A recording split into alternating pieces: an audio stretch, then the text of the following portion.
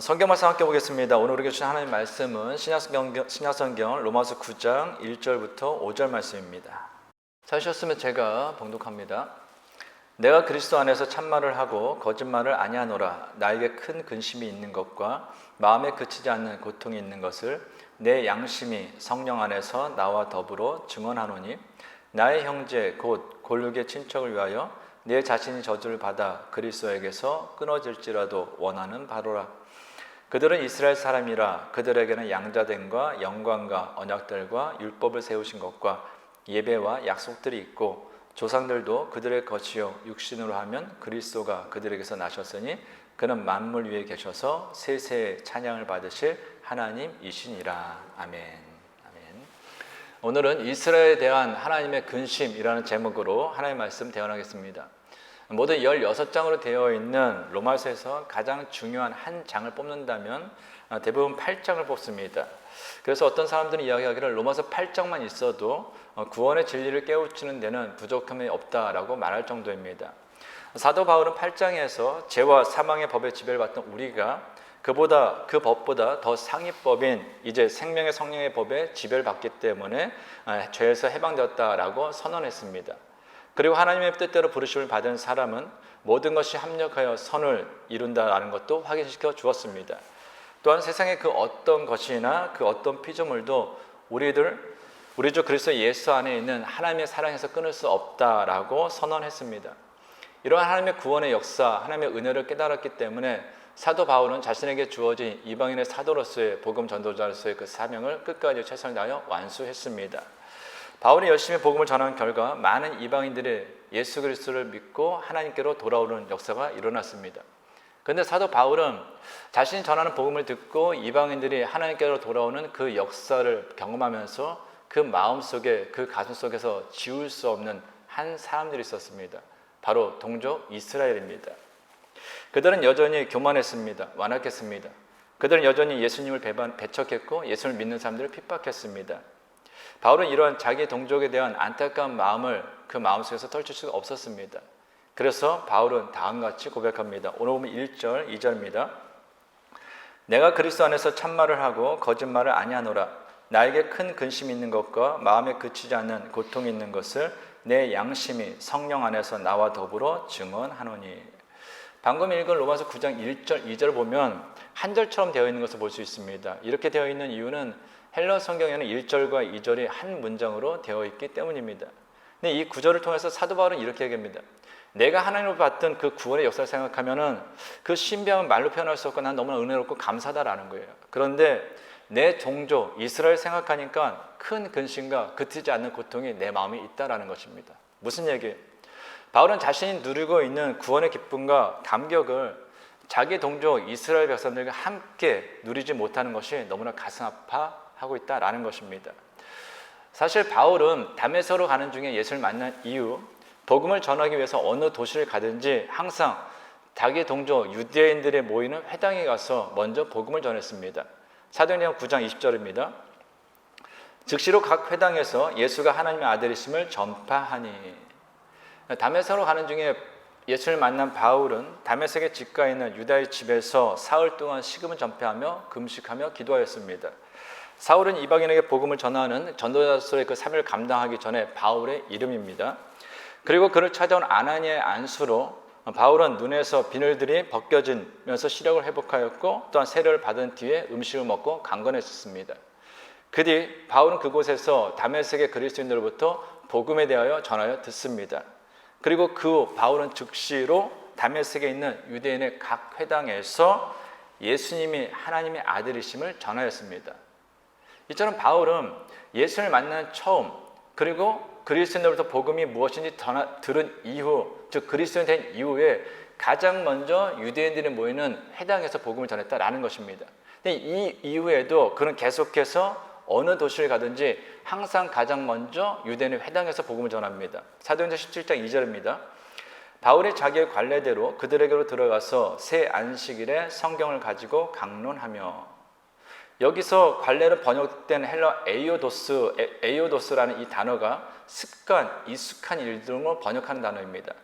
그러니까 바울은 늘 언제나 새로운 도시에 들어가서 복음을 전할 때 유대인의 회당에 가서 복음을 전하는 것이 습관이 되어 있었다라는 것입니다. 왜 그러냐? 바울은 물론 이방인을 위한 복음 전도자임을 알았습니다.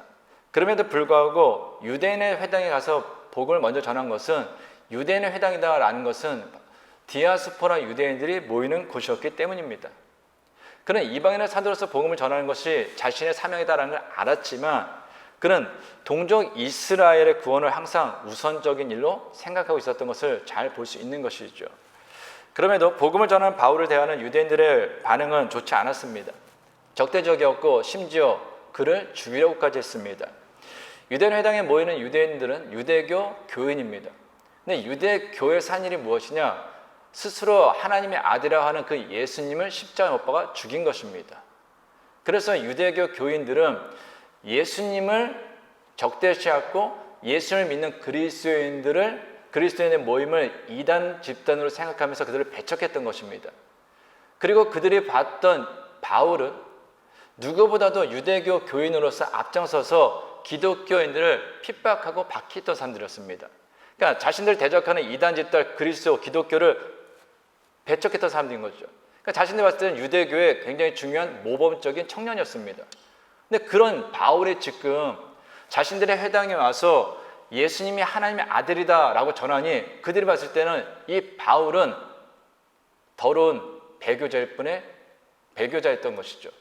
그래서 이 유대교 교인들은 늘 언제나 바울이 복음을 전할 때마다 그걸 배척하고 바울에 대해서 죽이려고까지 했다라는 것입니다.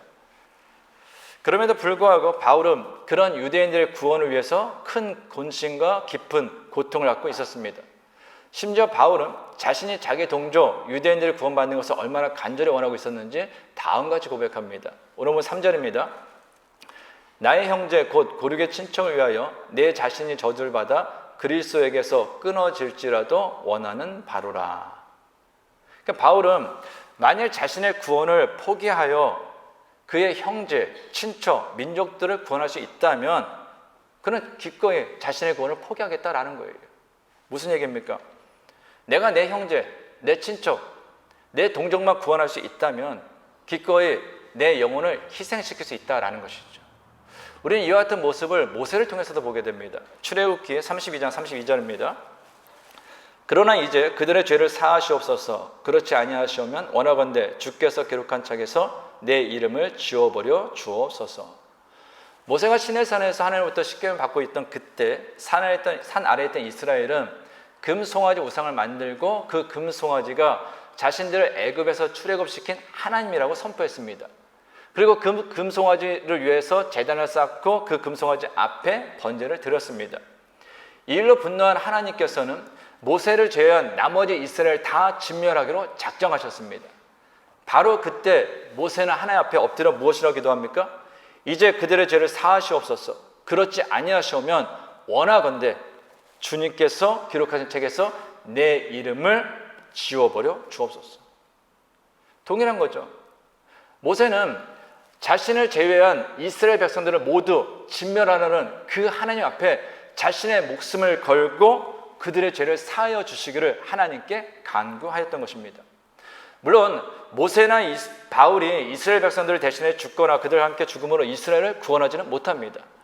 그러나 그들에게는 적어도 죄인인 인간에 대한 하나님과 예수 그리스도의 희생적인 사랑이 있었다라는 것입니다. 고린도서 5장 21절입니다.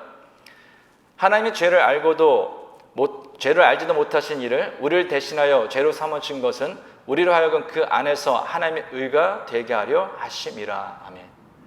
하나님께서 독생자 예수님을 이 세상에 보내시고 십자가에서 죽임을 당하게 하신 것은 인간에 대한 희생적인 사랑이 있었기 때문입니다. 갈라디아서 3장 13절입니다. 그리스도께서 우리를 위하여 저주를 받은 바 되사 율법의 저주에서 우리를 속량하셨으니 기록된 바 나무에 달린 자마다 저주 아래에 있는 자라 하였음이라. 아멘. 아무런 죄가 없으신 예수님께서 죄인인 우리의 죄를 대신해서 십자가에 달려 지옥의 고통을 받으며 죽임을 당하신 이유 역시 인간에 대한 희생적인 사랑이 있었기 때문이다 라는 것입니다.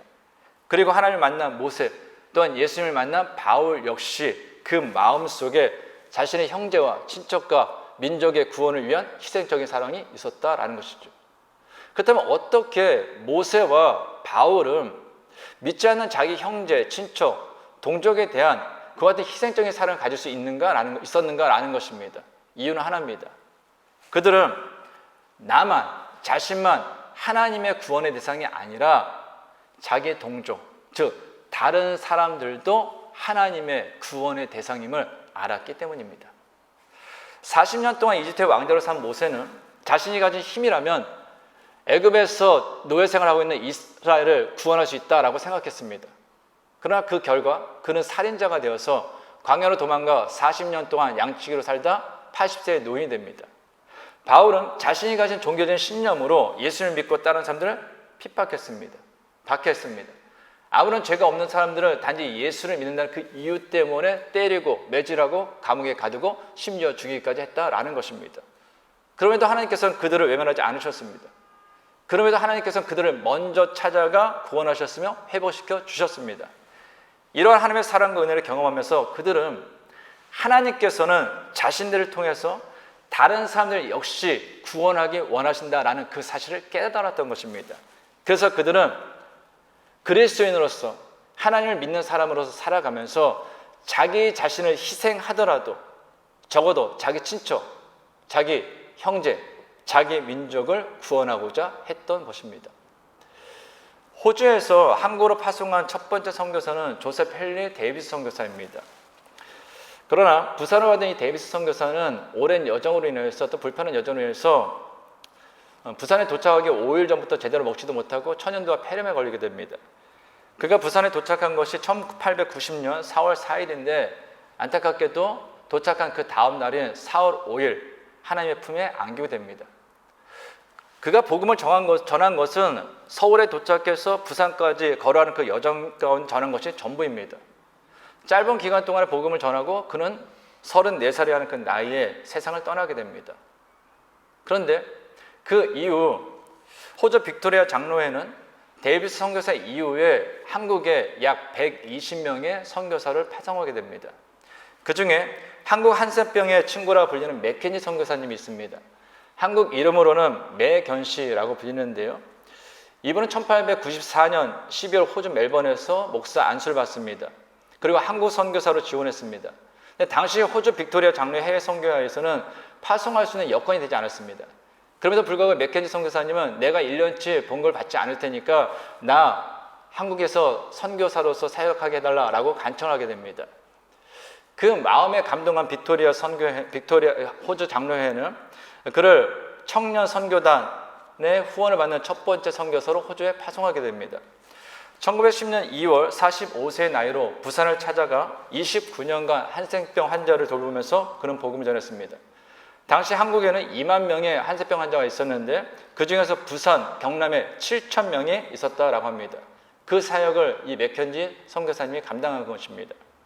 평생을 한센병 환자들의 친구로 살았던 그는 자신의 삶을 돌아보면서 다음같이 고백하였습니다. 세월이 지나갈수록 한센병 환자 가운데 살면서 사역하는 것보다 더 가치 있는 사역은 없다라고 생각합니다. 우리가 그들을 위하여 한 일보다 그들이 나에게 한 일이 더 큽니다.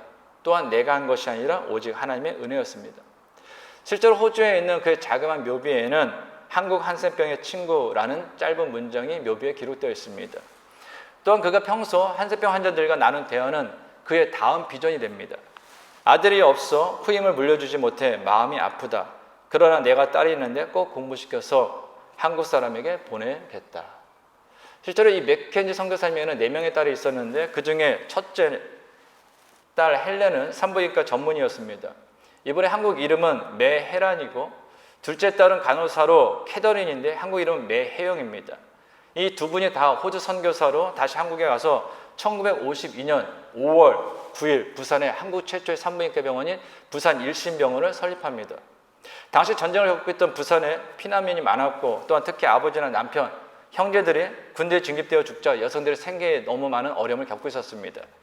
그래서 이 두 자매는 기독교인의 관계없이 모든 사람을 하나님의 자녀로 여기고 그들을 섬겼습니다. 한국은 잘 아시는 것처럼 호주를 포함한 수많은 나라에서 보내진 선교사들의 희생과 헌신, 눈물, 그리고 그들의 죽음으로 인해서 복음이 전해진 나라입니다. 그들의 희생을 통하여서 한국은 수많은 어려움을 겪었지만 오늘날 같은 그 발전을 이룰 수 있었고 지금 전 세계에 가장 많은 선교사를 보내는 나라 중에 하나가 될 수 있었습니다. 또한 그들이 있었기 때문에 우리도 지금 이렇게 복음을 전해 듣고 하나님의 자녀로 살아갈 수 있었습니다. 그렇다면 성도 여러분, 한번 생각해 보십시오. 그들이 머나먼 그 한국 땅, 사실 관계도 없는 그 한국 사람들에게 자신뿐만 아니라 대대로 헌신하며 목숨을 아끼지 않고 희생할 수 있었던 이유가 무엇입니까? 그들 마음속에 하나님의 마음이 있었기 때문에, 그들 마음속에 한국 사람에 대한 그 희생적인 사랑, 자신이 혹 그들에게 복음을 전하다가 그들 위에다 사역하다가 혹 내 생명을 다한다 할지라도 아깝지 않다라고 하는 그 희생적인 사랑이 있었기 때문에 한국 땅에 복음이 전해질 수 있었고 한국 땅이 그렇게 회복될 수 있었고 저와 여러분이 지금 그들의 눈물과 희생에 의해서 복음을 듣고 그리스도를 살아갈 수 있었다라는 것입니다. 그렇다면 한 가지 좀 질문을 드리겠습니다. 우리는 어떻습니까? 제가 지금 드리는 질문은 거창하게 다른 나라, 다른 민족의 구원에 대한 또한 그들의 구원을 위해서 희생할 수 있는가라는 질문이 아닙니다. 내 가족, 내 형제, 내 친구, 내 동료의 구원에 대한 근심, 그들의 구원을 위하여 희생할 수 있는 사랑이 우리 안에 있는가라는 것입니다. 쌀 한 톨을 얻기 위해서 모내기부터 수학까지 농부의 손길과 정성이 88번 필요하다라고 합니다. 하나님께서는 수많은 사람들과 사건, 상황을 통해서 나라는 한 사람을 구원하셨습니다. 내가 알지 못하는 상황 가운데서도 수많은 사람들을 만나게 하셨고 수많은 상황을 겪게 하셨고 또한 내가 알지도 못하는 상황 가운데서 내가 만난 그 많은 사람들의 기도, 헌신, 복음 전함으로 인해서 우리가 이렇게 구원받게 되었다라는 것입니다. 그렇다면 이제 우리들도 하나님께서 구원하시고자 하는 누군가에게 복음을 전하는 사람이 되어야 하지 않겠습니까? 늘 언제나 우리는 거창하게 먼 나라, 먼 민족을 향해서 우리는 복음을 전하겠다라고 꿈을 꾸고 기도합니다. 근데 그보다 앞서서 나와 늘 언제 함께 생활하는 내 가족, 내 친척, 내 친구, 내 동료에게 복음을 전하고자 하는 그 희생적인 사랑이 우리 안에 있어야 되는 거 아닌가라는 것입니다. 예수님께서 복음을 전하라 라고 명령하실 때 예루살렘과 온 유대와 사마리아 땅끝까지 들어있습니다. 복음 전함은 먼 곳에서 가까이로 오는 것이 아니라 내게서 가장 가까운 곳에서 점점 멀리 퍼져 나가는 것이다 라는 것입니다. 그러므로 저와 여러분은 늘 언제나 내 가족, 내 형제, 내 친구, 내 동료, 나아가 모든 사람에게 복음을 전하려는 그 마음을 가지고 있어야 한다라는 것이죠. 계속해서 바울은 이어지는 구절을 통해서 자신의 형제와 친척과 민족의 구원에 대해서 그토록 큰 근심과 깊은 고통을 가지고 있었던 이유에 대해서 이야기합니다. 오늘 보면 4절 5절입니다. 그들은 이스라엘 사람이라 그들에게는 양자됨과 영광과 언약들과 율법을 세우신 것과 예배와 약속들이 있고 조상들도 그들의 것이요 육신으로 하면 그리스도가 그들에게서 나셨으니 그는 만물 위에 계셔서 세세의 찬양을 받으실 하나님이시니라. 아멘. 이스라엘 사람이란 하나님으로부터 선택받은 백성이다라는 의미입니다. 그러니까 이스라엘은 이 세상에 있는 많은 사람들 중에서 하나님으로부터 선택받은 백성이에요. 그리고 하나님께서는 그들에게 다음에 8가지의 특권을 주셨습니다. 첫째, 양자됨이에요. 하나님께서는 이스라엘 백성을 선택하셔서 자기 자녀로 삼으셨다라는 거예요. 근데 성경에서 양자라는 의미는 친자식이 없어서 데려왔다라는 의미가 아닙니다. 유산을 상속받을 자녀라는 거예요. 부모의 유산은 자녀가 받는 것이지 아무리 신실한 종이라고 해도 종이 받는 것이 아닙니다. 그러므로 이스라엘 백성이 하나님의 양자가 되었다, 그래서 상속자가 되었다라는 것은 그만큼 특별하다라는 의미예요. 둘째는 영광입니다. 여기서 말하는 영광은 기이하게만 보이는 하나님의 역사의 신비함과 장엄함을 뜻합니다.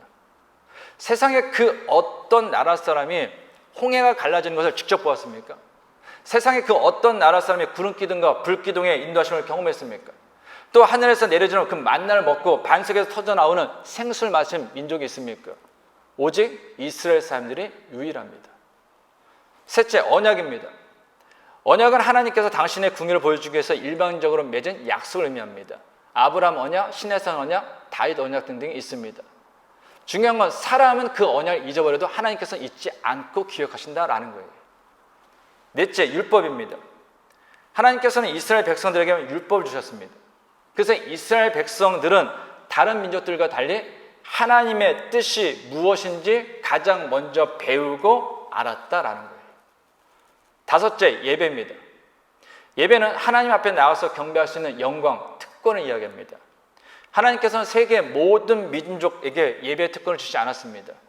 오직 이스라엘 백성에게만 항상 지성된 장소에 나와서 제사를 드리며 하나님을 예배할 수 있는 그 특권을 주셨다라는 거예요. 여섯째, 약속들입니다. 영원한 왕과 제사장, 선지자로 오시는 그리스도에 대한 약속입니다.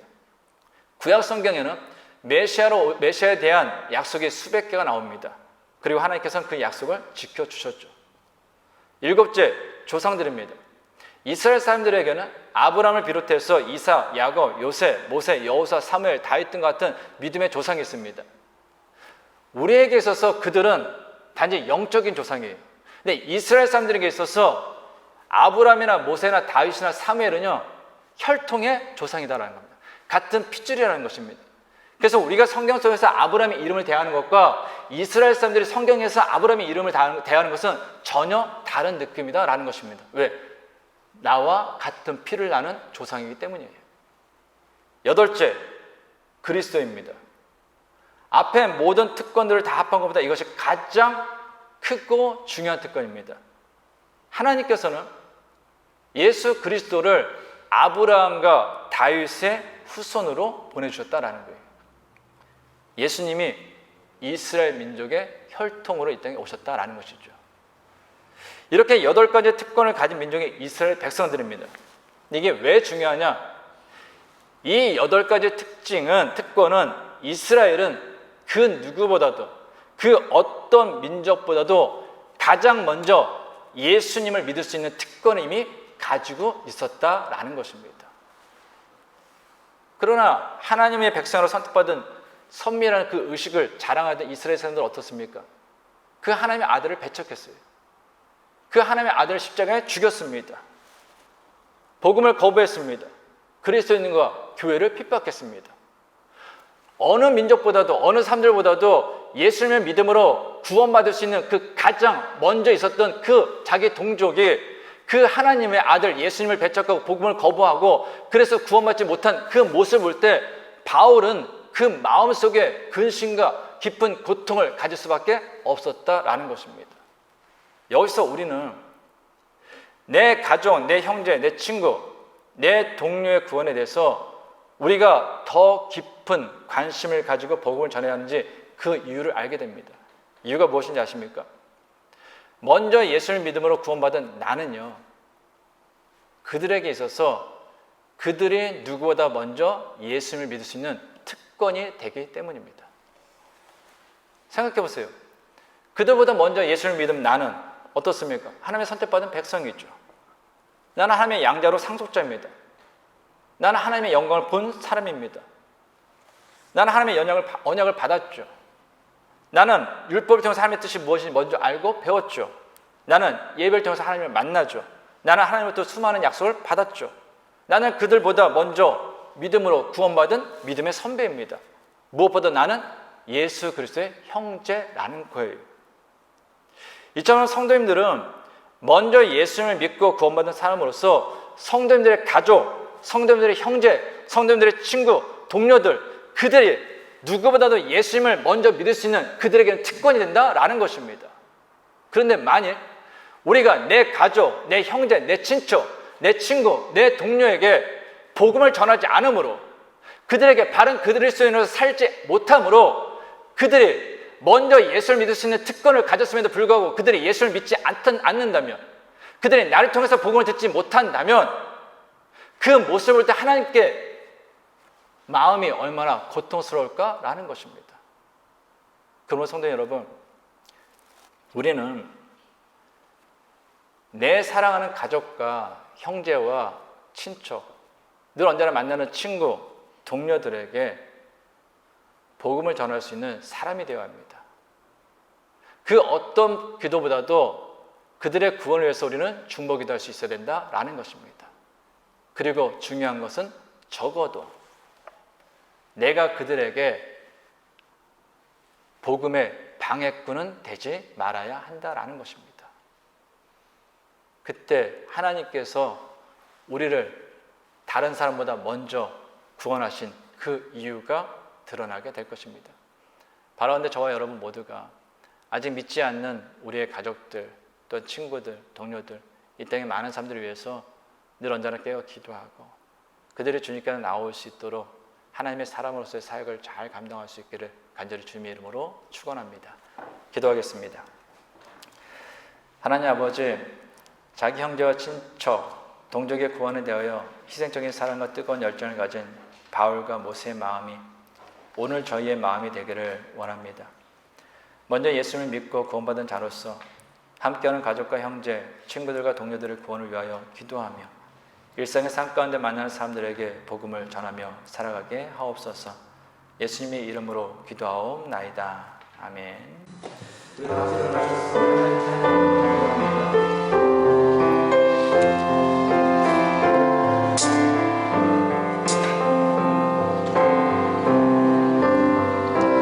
매일 스치는 사람들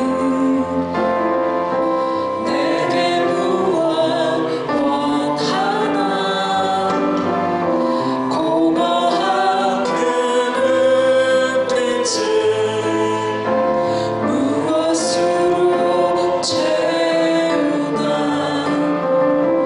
모두 자기 고통만 두려움 가득 감춰진 울음소리 주님 들으시네. 그들을 모두 주가 필요해. 깨지고 상한 마음 주가 여시네. 그들을 모두 주가 필요해. 모두 알게 되리 사랑의 주님.